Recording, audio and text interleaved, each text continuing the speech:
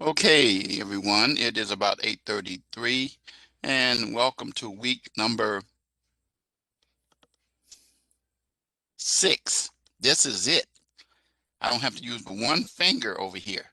All 5 of these, or I could do 3 of these and 3 of these. It's 6, and this is it. So I do want to apologize to each and every one of you for my delay in getting your grades for weeks 3 and 4, but these last couple of weeks have been pretty challenging for me. My wife has been undergoing some tests for some serious diagnosis from the doctors, so I've been running back and forth to the doctors and various tests and meeting with the doctors, and she's not out of the woods yet, but she's doing better. So it's not COVID related. It's actually I don't know how to say more serious, but anyway, it's life threatening. So keep me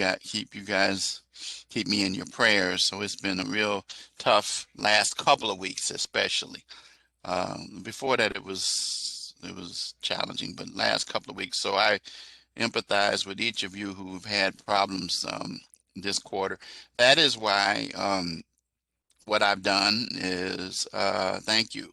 I did not deduct points, late points for anybody uh, for who turned in assignments.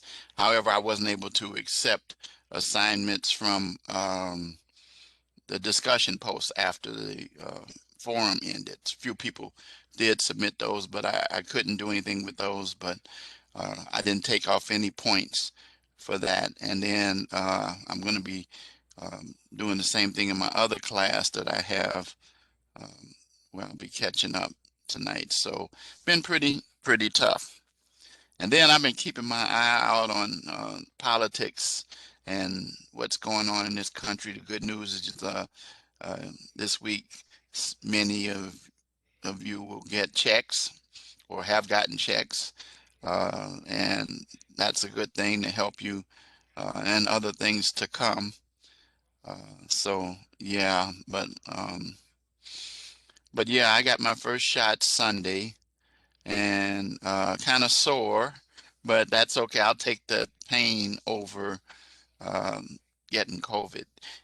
I know people who have even recovered from COVID and they still uh, wish they had never had it. So I've got 2 weeks, the 11th of April. I'll be going back for my second shot. My wife took her in Saturday, and she was able to get the Johnson and Johnson one shot. So she's one and done, but she's in a lot of pain because of some of the other things I was talking about that I won't go into detail. But pretty tough time in the Wright household. So um, just again, I appreciate you keeping me in your prayers. Thank you, Julio. I appreciate that. I know about what happened with you and your family. And then I've had many students this quarter who've had um, serious problems with COVID, and so and now these um, crazy election laws now are. For those of you who follow that, I'm a political science major, and I'll be teaching constitutional law uh, um, starting in April, along with introduction to corrections. So I won't have most of you in that. I could have some of you in introduction to corrections if you haven't had. That's T1, and I think T2. I'm teaching constitutional law again, and uh, I've forgotten what else. Maybe even drugs and crime and criminal law. So anyway, so I'll be able to take a breath. So let's go and let's share my screen for the last time in this course. All right. Adversity to springboard to success. Boy, I really had to have that keep me going. So your recordings for week 1 to 5 are here. And then please take the time, if you could, to complete the course evaluation that was sent to you as well. Appreciate that. I'm probably going to get nailed for submitting grades late, but that's okay. I just wanted you all to know why it happened. It's not my normal process, but we all have problems and things that happen to us. As we say, life happens. So let's take a look at the course calendar.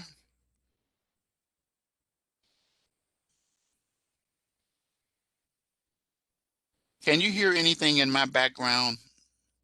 Any noise in my background? Yes or no? I didn't think so. Yeah, because I have TV on in the background. I keep it on a lot, listening to CNN and the news. But people tell me they can't hear it just because these headphones are so good. So anyway, look at where we are. This is us today. Yesterday, your reading assignment. Today, your initial post is due, murder or self-defense, the live lecture. And then Friday, everything else is due. End of quarter, 11:59 p.m. Central Standard Time. Your timed quiz. Guys, this is your final exam. That's the way I put it to you. Okay? So that's what you have to do, is remember what I said about the quiz. And I'll just kind of jump ahead and talk about it. It's going to involve chapters 4, 5, and 6. I told you how to best prepare. Those of you who followed my advice in week 3 for 1, 2, and 3 did well. Remember these practice quizzes. Remember the list that they give us of the definitions and the practice things. Remember those for weeks 4, 5, and 6. You do not, I repeat, you do not have to go back to 3. So it's 4, 5, and the one you're working on now. So it's really not that bad, okay, to help you to be prepared. But just remember, you got to have it completed, not by Sunday, not by Saturday, because if you get it after the 19th, it's going to be a 0. And then the only other thing that you have is your reply post. So you can concentrate. There's no actual written assignment that I have for that, I don't think. Let me double check, but I don't think so. Just kind of like peeping ahead. But I think I'm right the way that this course is set up. I think the assignment for this week is simply the discussion post and the quiz. Yep. So you should be able to focus on that. This lecture usually goes pretty fast today because there's no written assignment for you to do. All right. So anyway, you know, you've been forewarned. So now let's go to the course homepage, which you can confirm covers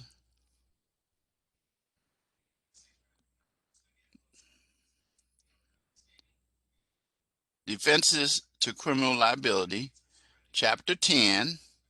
I provided you with the PowerPoints, so you don't have to write anything except your discussion post.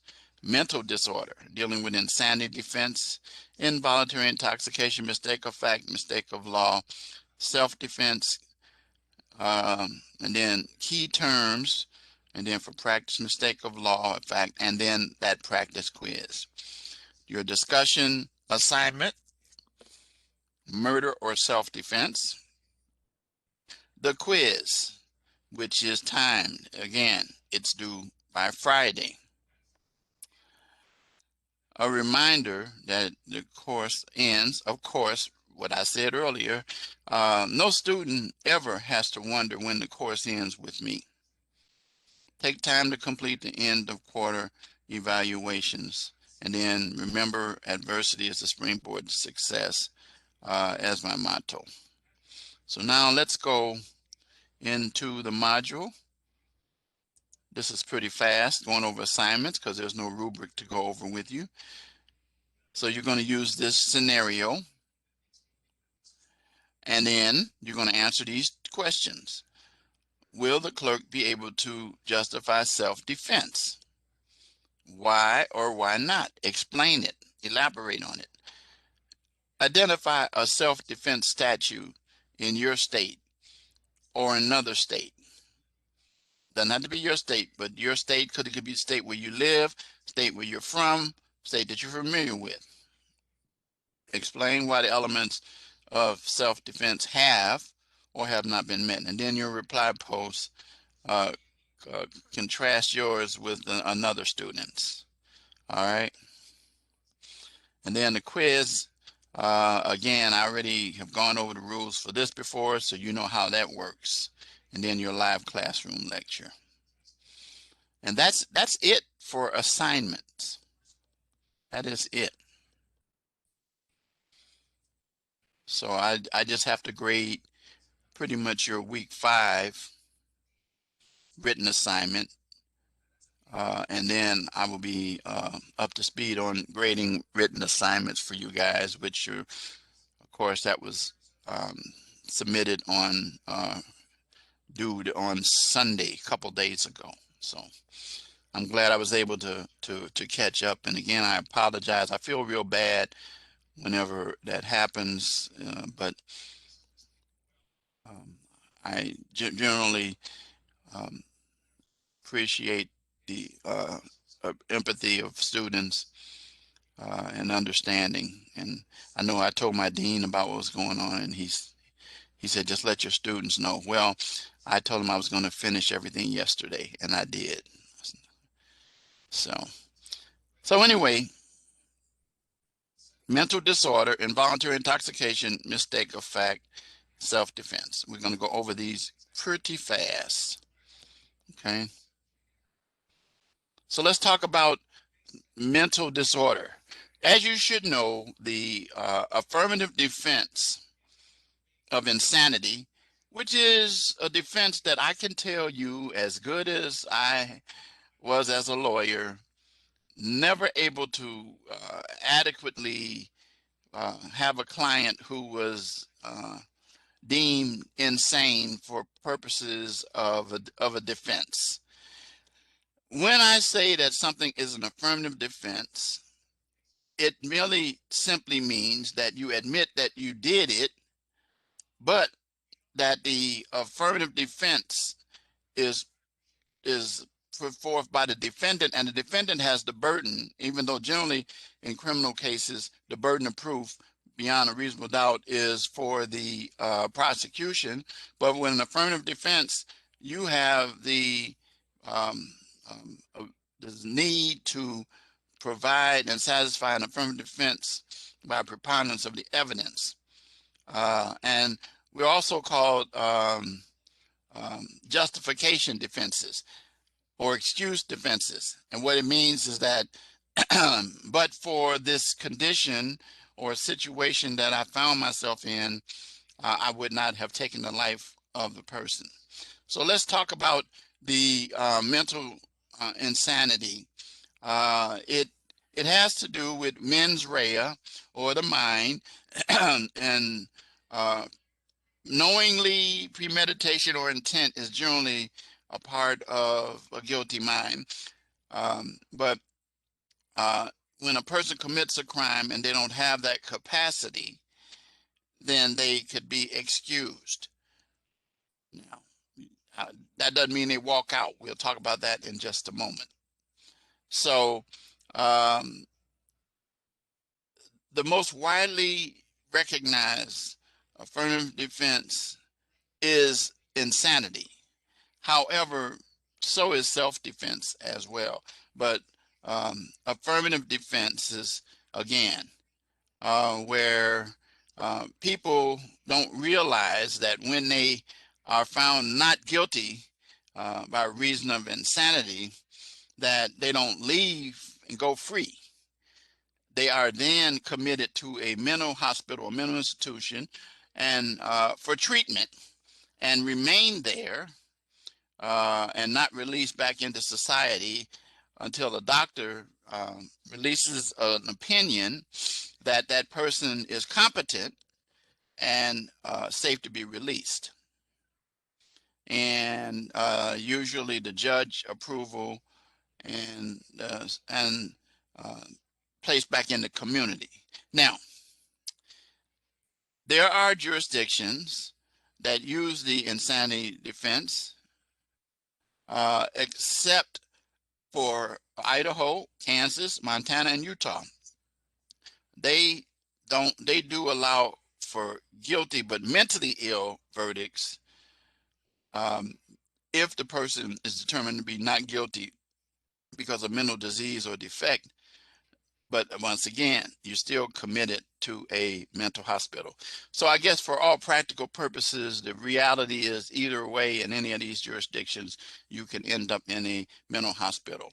Now, you can be in there forever, and there are times when people are released. Anybody ever heard the name John Hinckley? Any of you ever heard the name John Hinckley?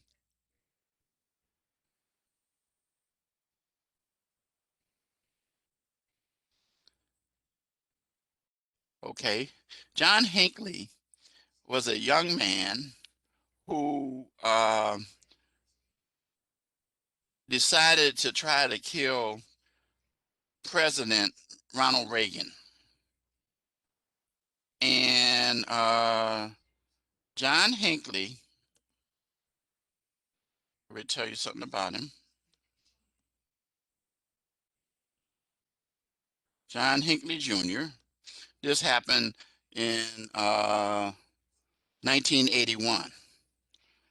He attempted to assassinate President Ronald Reagan using a gun and wounded Reagan, and a police officer, and then a Secret Service agent by the name of Tim McCarthy. Tim McCarthy just recently retired from the Orland Park. There's a town here in Illinois. Those of you in Illinois know where Orland Park is. He was the chief of police there for many years, but he took a bullet. And also, you should be aware that was also the time when the Brady Law was initiated because of the injury to James Brady, who was permanently disabled after that. But anyway, what I'm getting ready to tell you is that he was found not guilty by reason of insanity. And he had 13 charges against him. As I said, in 1981, he was released finally in 2016. And it's one of the few cases that we hear about a person who, after being found not guilty by reason of insanity, ended up being released. But most people are not. And so I'm going to talk to you a little bit about a young lady in a few minutes, as soon as I get a chance to. But first, I want to talk to you about the three types of insanity defenses that you need to be aware of. Um, and the one that I kind of very familiar with is the Norton rule. It's spelled M apostrophe N-A-G-H-T-E-N. And then there's a Durham rule, and then substantial capacity. So the Norton rule very simply says, now listen to these all are going to sound very similar, but you need to know these for the test. So it started out as much of our law started in our country in England, except unless you go to the state of Louisiana, they use French or Napoleonic code. So you can be found um, not guilty by reason of insanity if at the time you commit the crime that you were suffering from what we call a diseased mind. A diseased mind. Somebody once said maybe that could be a lot of criminals, but no, this is a standard or a test that prevent the individual from recognizing that the act they were doing was wrong. In other words, I'm not talking about under the influence of drugs or alcohol. I'm just talking about their mind was such at the time they committed the offense. All right. Also called the right wrong test. All right. So it's very simple that, as it says in these bullet points here, at the time of the murder, the defendant thought he was stabbing someone with when he was stabbing someone with a knife, he thought the knife was a straw or not a dangerous weapon. Or at the time of the murder, uh, the person knew they were stabbing someone with a knife, but because of the mental condition, thought there was absolutely nothing wrong with killing that individual. Either way, you're suffering a diseased mind. Okay. And then it shows you how some states have applied it, such as the state of Florida. And you can see what I just told you a few minutes ago, which you need to really just remember these points. The defendant had a mental infirmity or defect, which I've talked about. And because of that condition, they didn't know what they were doing or the consequences. Although the defendant knew that they were doing his consequences, but they didn't know that it was wrong. Remember the right wrong test. Okay, that's what you need to remember. The Durham rule is only in one state. One state. The fact pattern has to give you New Hampshire. If they say New Hampshire, be ready for the Durham rule as the correct answer. Okay? And it came out of a 1954 case that sounds almost like the Norton rule. But what it did was it criticized the Norton rule, saying it was too simple and that uh, mental illness was really more complex than simply right or wrong, and that some actions could be the product of mental illness. So the Durham test is more liberal than the Norton and stretches the purely intellectual question of here's the question.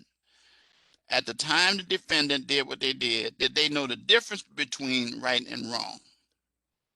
That's it. Purely the intellectual question. So it sounds like, wait a minute, that's the same thing in the Norton rule. No, it isn't. Not entirely.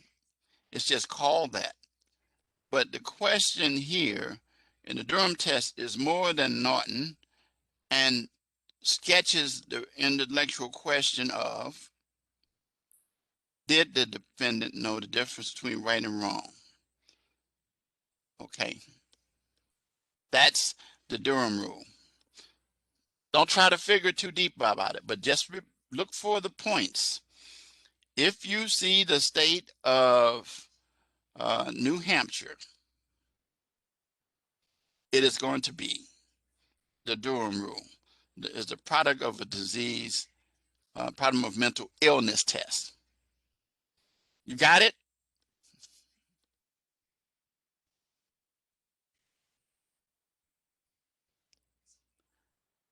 Okay? Okay. It's very simple. You don't get too deep. That's why I separated the two. They sound almost the same, except that the Durham test doesn't apply in any other jurisdiction except New Hampshire. Okay. Then the last one, the substantial capacity test, was a legislative move, and it tried to deal with fixing up the Norton rule that the defendant didn't know the difference between right and wrong, but rather as a result of a mental disease or defect lacked what they call substantial capacity to appreciate the wrongfulness or to conform to the requirements of the law. Now, here's an example of that to help you out. A person is not responsible for criminal conduct, this is a Wisconsin statute, if at the time of the conduct, as a result of the mental disease or defect, the person lacked, you'll see, substantial capacity, either to appreciate the wrongfulness of his or her conduct or conform his or her conduct to the requirements of law. So substantial capacity would have to be in there somewhere. It's important to remember, and this is next statement is very important, that a defendant is presumed sane. That sounds funny, but it's true. It is the defendant's burden to prove that they are insane. Depending upon the state, the burden of proof to be successful with insanity is either a mere preponderance, I told you that earlier, or a clear convincing evidence. It's the same standard that's used in civil courts. Okay? Now, the way it operates pretty much is if when we as lawyers propose to whichever one of these we're using, we file a motion before the trial starts, and then the judge will then generally appoint a psychiatrist to perform an analysis of the client, and or if the client is wealthy enough to provide monies to pay for their own private psychologist or psychiatrist, and reports are provided and there's testimony brought forth in the court. So the judge, or in some instances the jury, will render a decision whether or not the defendant is insane or incompetent. Again, if deemed insane, the defendant will then go to a mental facility until they're deemed no longer mentally ill or dangerous. So, and it says these mentally ill defendants often spend the rest of their lives in these secure hospitals. That's it. Now, in my jurisdiction of Illinois, we follow pretty much the Norton rule, pretty much. And here's the deal.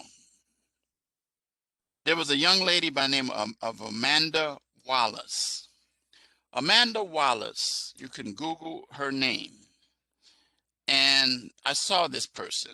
She was not my client, but Amanda was the parent of a child. You're ready to tell you a little bit about her.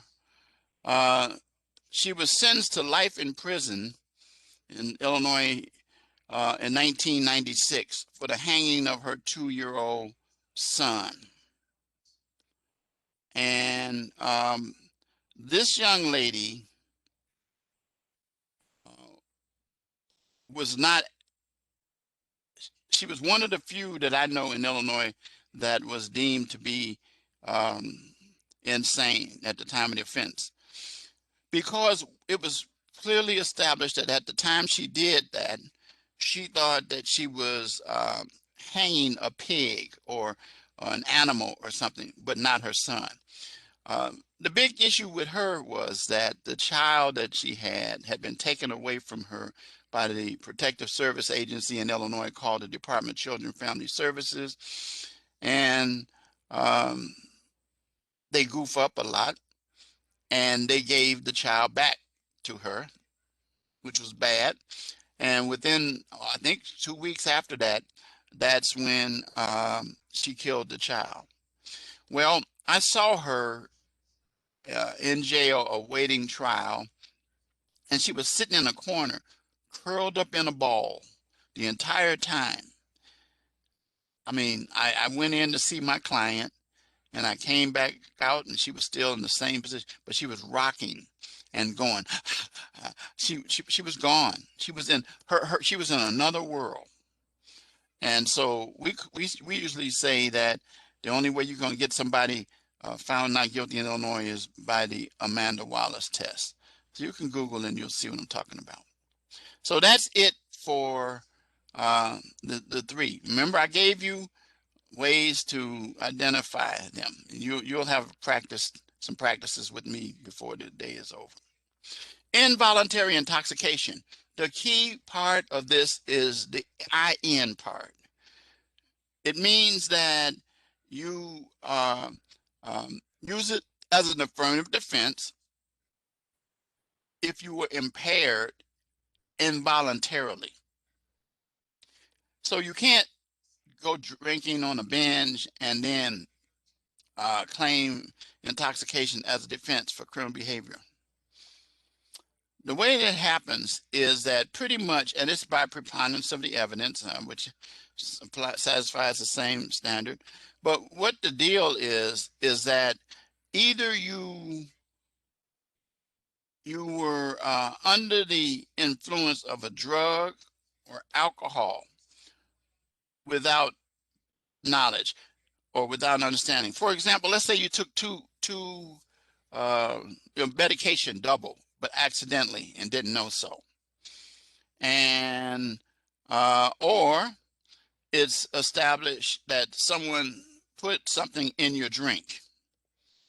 Okay. Let me give you an example of how it works here. For example, in this last paragraph, Jim, who's a college student, been partying and up all night to take a test the next day, and he doesn't want to fall asleep in class. So a fellow classmate offers him a white pill and says it's a caffeine pill. Okay, that it may help him stay alert. However, the classmate didn't tell the truth. And the pill was actually a prescription methamphetamine hydrochloride pill. And the adverse effect that Jim had, it caused him to panic and go into a rage. In other words, he lost his mind. He was out of control. So while in this state, he breaks windows of a store, destroys merchandise. Police arrest him. Jim, if he can prove that he was involuntarily intoxicated, he may be found not guilty of vandalism. So basically, it's one of these situations where a person could trick you, drop something into your drink, or a Mickey or something like that. That's how it happens. That's how it happens. Okay. All right. That's all I need to tell you about that. So now let's talk about the mistake of fact and of law. These are very simple concepts. Fact means what it says. When a person commits a crime but misunderstood some fact. Okay. Now remember, the old adage, ignorance of the law is no excuse. That's not what I'm talking about.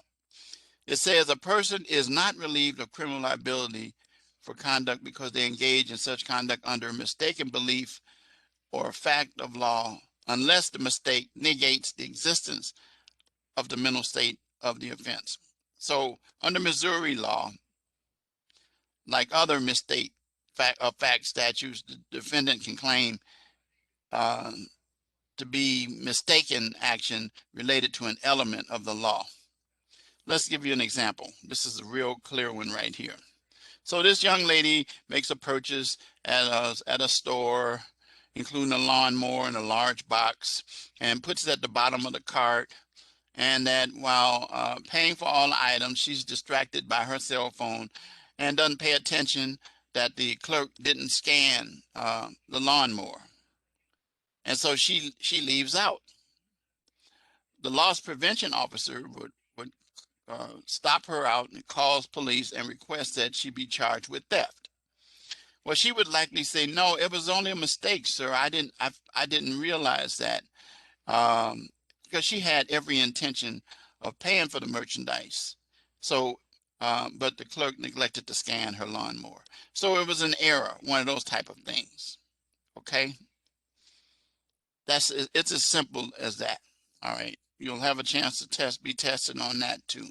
Before the test, I will give you some practice. Mistake of law is very easy too. Can be claimed if a person violated the law but believed their actions were indeed legal. Now, remember, mistake of the law is not the same as ignorance of the law. Okay? Mistake of the law can be applied in some of these cases. Now, here are some right here. The person relied upon a law that was later found to be unconstitutional. Person acted in good faith, consistent with a judicial opinion, but misapplied it. A person acted upon advice that was given by a person responsible for administering the law, such as a police officer. I'm going to give you a scenario in just a minute that fits this perfectly. A person committed an act contrary to law that has yet to be published, so it's not even known. So taking a look at North Dakota, mistake of law, it says, if the person relies upon a statement of law or a statute or other enactment, a judicial opinion, order, or judgment, administrative order or permission, or an official interpretation by a public servant charged with the law, interpretation, administration, or enforcement of the law defining the crime. Okay, now, you should also be aware that the definition example of mistake of law defenses, there is no reference to ignorance, but rather permits the mistake if mistakes are made. It's a reliance argument. Okay, now here's a good one right here. Here's a good one right here that kind of like brings it home. Paul had a suspended driver's license and wanted to drive his ATV to church. Okay, Paul's mother called the local sheriff and asked the sheriff's deputy if Paul could operate his ATV even though his licenses were suspended. Paul was advised that, yep, he could do that as long as he followed the other applicable laws. So in other words, he could drive an ATV even on a suspended license based on what they were told by the sheriff's deputy. One day on his way to work, Paul was stopped and given a citation for operating with a suspended license. He was convicted of operating with driving a vehicle with a suspended license. The court didn't permit the jury to consider a mistake of law. When Paul appealed his conviction, it was overturned.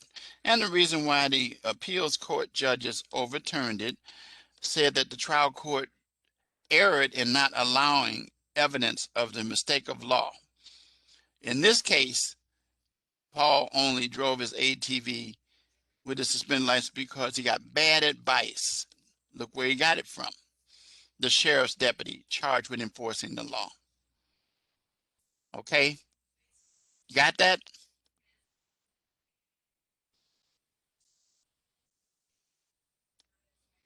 Now, that could possibly be an argument that some people might try to make if their lawyer misguides them. But you might have an issue, a problem there. You might. But the one that best is, the one they try to usually use is not a lawyer or somebody like that. Maybe if a lawyer is like the prosecutor or the public defender, then there's a different scenario. And you rely upon it and operate on that. Okay. So now let's talk about self-defense. Self-defense is another affirmative defense where the burden is upon the person to prove that they use the force that would be likely to prevent the killing or serious injury of a person. Now, It says that the burden of proof is on the person to prove that it is justified. And remember, the force must be sufficient to stop that. So consider this scenario. Bob, the victim, is walking on the sidewalk with his girlfriend, Margaret. Bob and Margaret approached by a drunk man who threatens to punch Bob in the face. Bob attempts to avoid the conflict and tells the man just to keep walking. Well, the man shoves Bob and draws his fist back to hit him. Bob reacts quicker, punches the man, and he falls onto the ground. Bob, upset because the man tried to assault him, jumps on top of the man and beat him until he becomes unconscious. Margaret pulls Bob off the man and they wait for police to arrive. So the question is, did Bob go too far? Yes or no? Yep. Once he reached the stage where he had taken steps to try to neutralize the man's activities, but because he was upset, and that doesn't excuse him, um, he jumps on the man and beat him until he becomes unconscious. So yes, he had gone too far. He had gone way too far. So under Illinois law, which is my state here, a person is justified in the use of force against another when and to the extent he reasonably believes that such conduct is necessary to protect himself against another of such use of imminent force. However, he is justified in the use of force which is intended to cause death or great bodily harm only if you reasonably believe that such force is necessary to prevent the imminent death or great bodily harm to yourself or to another, or the commission of a forceful felony. So that's the common way that self-defense is applied. Now, we also have the stand your ground element. Anybody know what state that stand your ground became well known for? What state? Anybody know?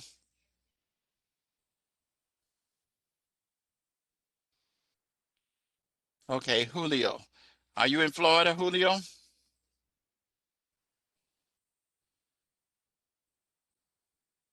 Yep, that's why you would know that. Uh, but no, it was not Illinois. It was not Minnesota. It was there. Now, do you know the case that really brought it to the forefront?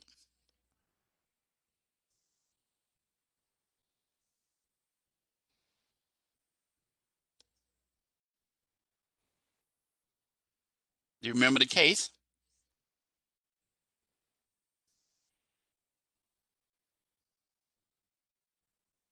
What is it? Tell me. Trayvon Martin. Exactly.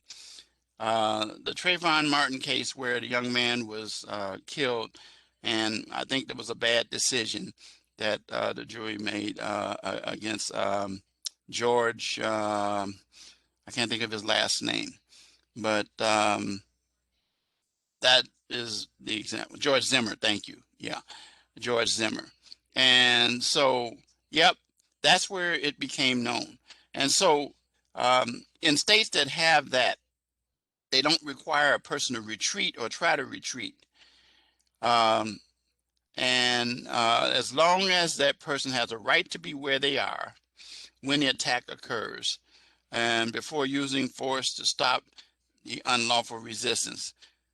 Therefore, individuals cannot assert your ground claim if they're committing a crime when they are attacked. Also, people cannot claim self-defense in cases where they provoke the attack. In contrast, some states will not permit a self-defense claim in instances where the person attacked could have avoided using force, which is commonly referred to as a duty to retreat. I don't like the duty to retreat. I think it is totally wrong. Many jurisdictions have it. And so Determine if you live in a stand your ground state or a duty to retreat state. It's either one or the other. And I don't like the duty to retreat because it puts the burden on the person to, is there another way they could have dealt with it? So, all right. So that's all I'm going to say about that.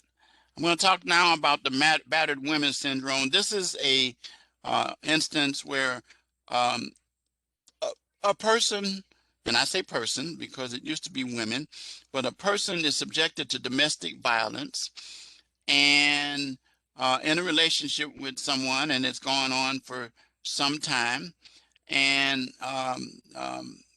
and that individual kills that other person because they have reached a stage where their mental state comes about because of the constant domestic abuse cycle or cycle of violence used in conjunction with self-defense laws. And so, for example, um, be like battered women's syndrome has been claimed in instances where domestic abuse parties believe that they are in a constant state of danger. To escape from the environment or relationship, they resort to violence, oftentimes using deadly force. This example here, Diane has been physically abused and battered times by her husband, Jim, over the past 10 years. Each time, Jim's drunk. And that when she is battered, the worst, and has been knocked down, choked, unconscious. One night, Jim comes home drunk and they begin to argue over Jim's drinking problem. Jim begins to escalate, and Diane, fearful that she will be battered again, she shoots him and he dies. Okay, and she's likely to argue battered women syndrome. Now, I know of a case of a young lady who killed her husband, but she waited for him to go to sleep and then shot him. Now, I know that that meant that she probably had some planning. However, a good lawyer could have argued in front of a jury the circumstances that that woman's state of mind was in at the time she shot and killed that guy for many years. And that when he woke up, he probably would kill her or hurt her. Now, the argument could be made, well, she could have left. Well, the point of the matter is that that is a retreat issue there. So, but anyway, my friend, I didn't defend her. She was found guilty and she served many years in prison. She's out now, but the guy was violent that she was married to. And so anyway, that's what it is. It sets up the stage, and it's called battered women syndrome. But to be honest with you now, it's more than battered women now. It could be battered mate syndrome, battered partner syndrome, the argument is, okay? And you can see this video views and you could learn more about that. The castle doctrine means what it says. Your home is your castle. It's your dwelling. So now, when individuals protect their dwelling, that is a home, a business, or car, it's called the castle doctrine. Permits people who are occupied within their dwelling to use deadly force. So in other words, let's say, for example, somebody tries to jack your car and you shoot them and you don't have a carry concealed. Well, you might get charged with unlawful use of a weapon, but you will probably, and that person dies, you will probably not be guilty of murder because you'll be able to argue about the doctrine, use the castle doctrine. So you have to be placed in imminent death, imminent peril of death or great bodily injury when you commit the offense. Okay, and I'm not going to get into all the details there of that. Okay. So state statutes are vary. Yep, yep. That's a good example. I know I've heard about that one. So yeah, see the point of the matter is that you have a right to protect your abode in a situation like that. All right. The last one is use of force by a police officer. Police officers are allowed to use force to protect individuals or themselves from serious injury or death. However, they can use excessive force. You all know, everybody know the Garner case?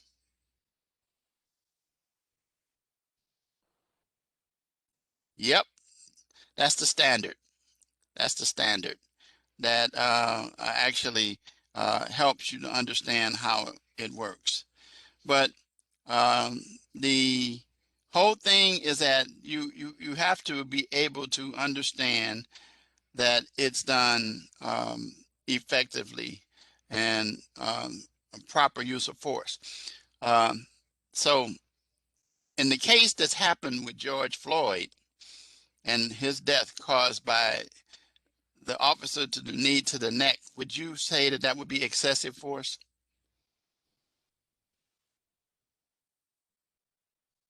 I think so. Right now, as you may or may not know, the trial is underway. The jury's been selected. I think they finished picking the jury. I know they had picked 8 as of yesterday. And then there was a settlement of $27 million that was paid to the Floyd family. But anyway, my point being is that when a police officer, a law enforcement officer goes too far, uses force, then there is a review usually by an agency. And you know what happened with Minnesota is that all those officers were fired. And now all of them have been charged with ranging from first degree all the way down to third degree murder and manslaughter. Okay, so you need to be aware of how that works. All right, so that's it. So now let's look at the key terms. I know last week they didn't have any. Let's see if they got some here. See if they got some here. And if so, you want to use them. Let's see. So you can download them and take a look at them. And it should go over the terms that we've discussed today. And you can download it and actually save it as a um, practice sheet. Oh, they didn't put any in here either. That's terrible. They didn't put any in here. Well, I'm gonna have to talk to them about that. So you don't have any in this week 6. Okay. Well, I've covered pretty much the definitions for you. But anyway, in your PowerPoints, it provides information that will help you define those things. All right, so make sure you pay close attention to that. I'm gonna have to talk to them about that. All right, so now let's spend a few minutes dealing with these two. Mistake of law or mistake of fact. Let's do practices for these. Put you in testing mode. Okay, excuse me. Now, Jane has a white cat named Snowball that wears a pink collar and is let outside each day. One day the cat doesn't return. A few days later, while out looking for her cat, she finds Snowball and brings her home. However, later that day she realizes that the pink collar has a tag with the name Princess on it. She contacts the police but fears that she'd be arrested for theft. What is this?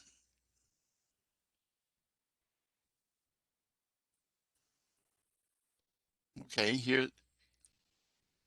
So it's mistake of fact. To make sure you know that. Mistake of fact. Yeah, because she didn't know. Now, okay, correct. Now, what if she decided after she knew and still tried to keep them? Would she then be guilty of theft? Yep, very good. Eric waves down a police officer and asks, my landlord locked me out of my apartment. Can I break in to get my stuff? The officer says, go ahead, it's your place. Eric breaks in and the landlord demands he be arrested for burglary.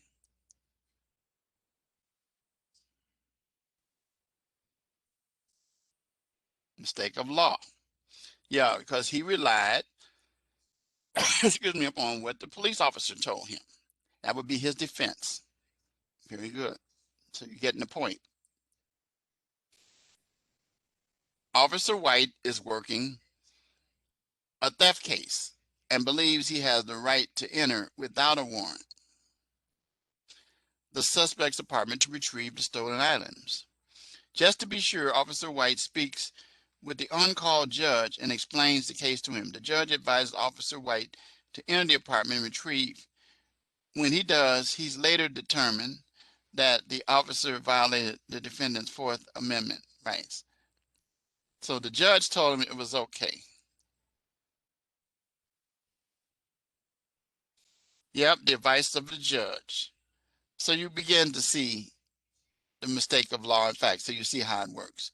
So I'm going to leave those alone.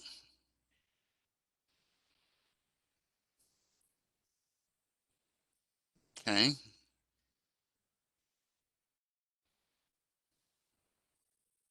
Okay, this is the practice quiz.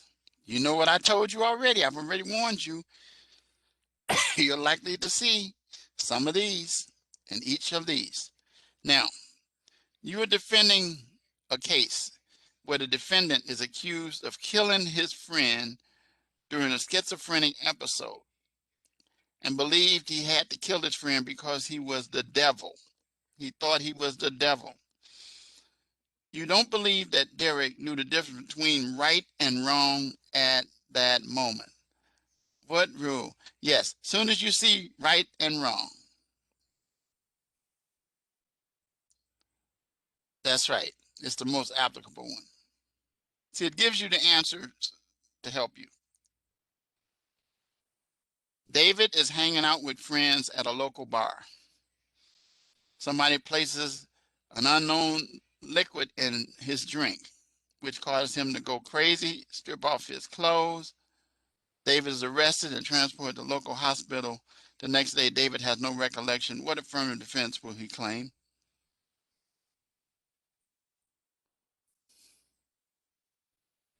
Yeah, it should be involuntary intoxication because it's actually involuntary intoxication. So yeah, oops, I skipped one. Jackson is at a garage sale looking to purchase tools. Unbeknownst to Jackson, another shopper puts a ratchet on the table with other items. A sign on the table reads, free, take one. Jackson takes. Yeah. And so what defense is Jackson? Yeah, because it was on that table. He thought everything on that table was free. Okay.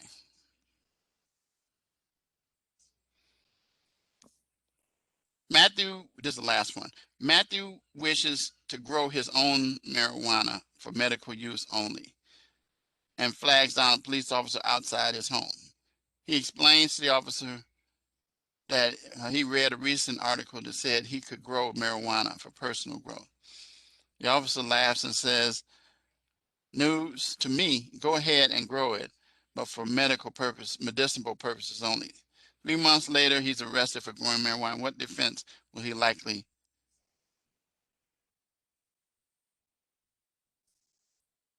Yeah, yeah. So the answer is yes. Okay. So I'm not going to go over the rest of these, though. So you see the importance of dealing with each of these. Okay.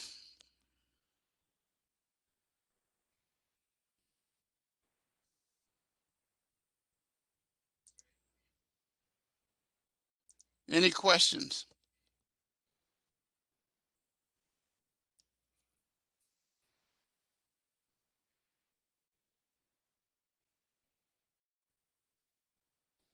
Any questions?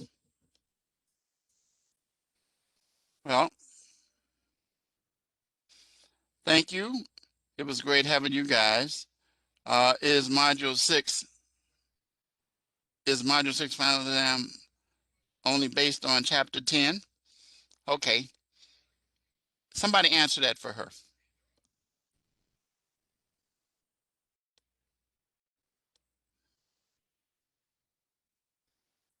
Somebody answer that for her.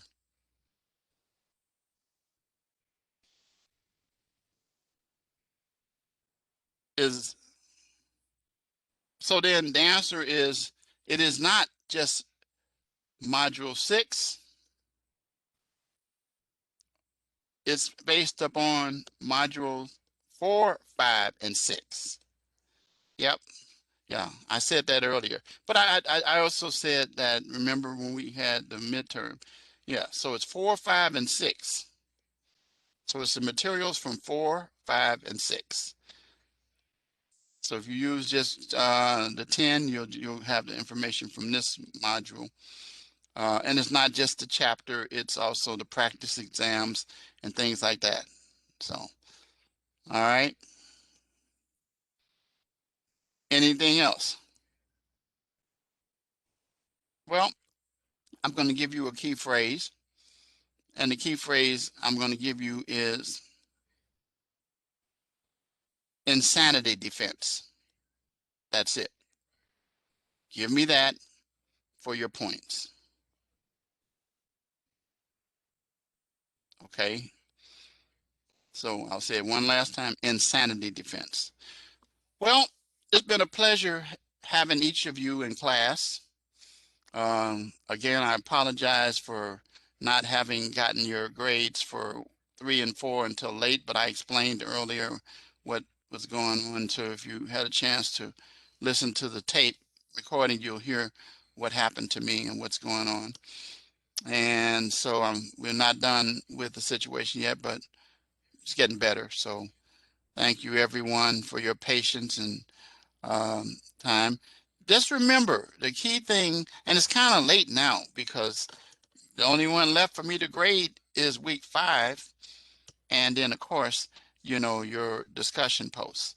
But the point of the matter is, it's very important for you to understand that whenever you do this for the future, the rubrics, at least if you're with me, very important that you follow the rubrics. It tells you how long it should be, tells you that I like citations throughout the body of the paper because I say that all the time, things like that.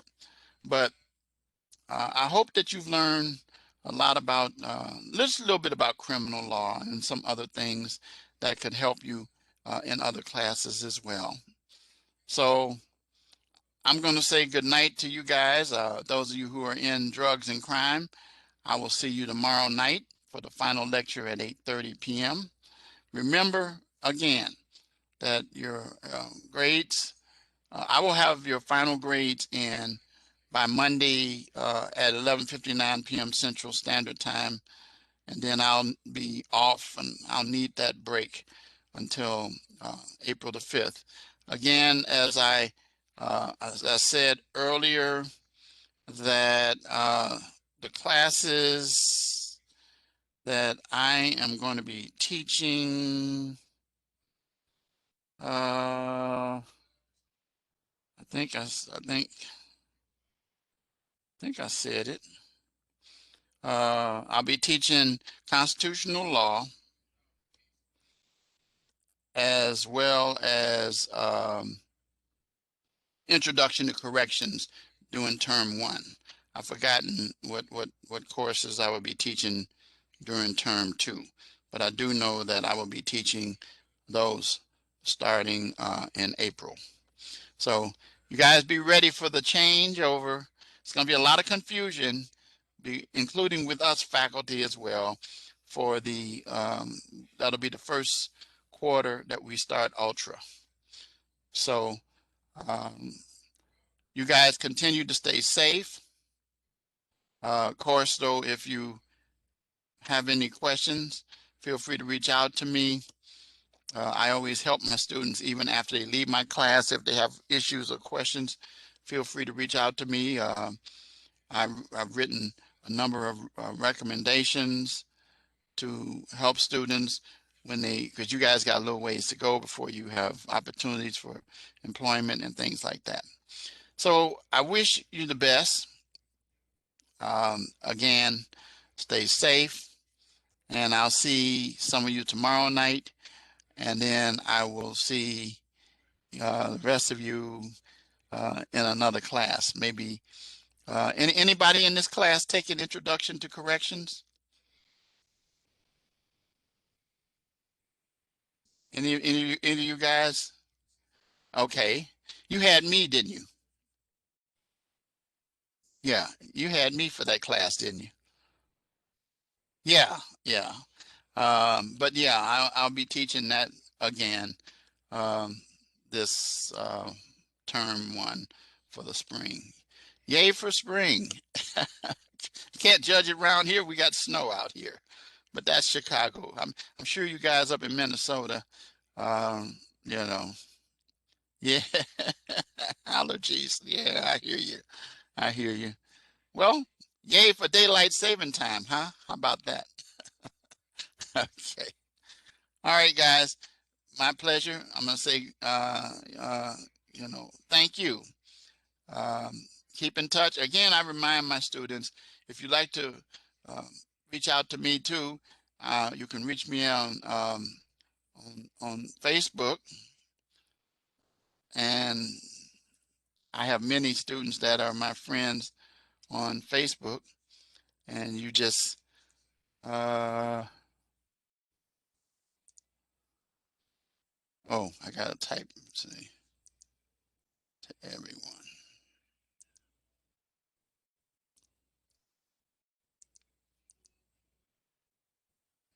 I don't know why it's not.